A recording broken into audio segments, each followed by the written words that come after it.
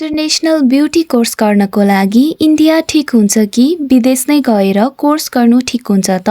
International beauty कोर्सले तपाईको skin, hair अनि makeup स्किललाई world standard लेभलमा लैजान्छ।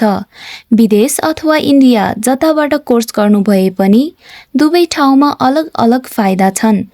पहिला हेरौं इन्डियाबाट इन्टरनेशनल कोर्स गर्नुको फाइदा।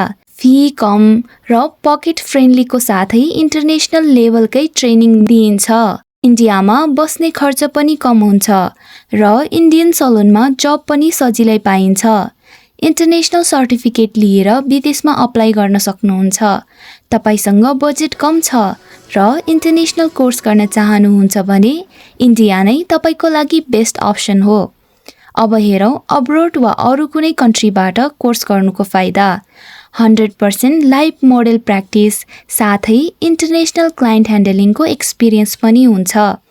विदेशमै जब पाउने चान्स बढी हुन्छ र स्यालेरी पनि इन्डियाको कम्प्यारिजनमा 2 देखि 3 गुणा बढी पाइन्छ।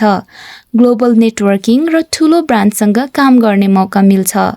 यसरी तपाई सिधै ग्लोबल मार्केटमा एन्ट्री गर्न सक्नुहुन्छ।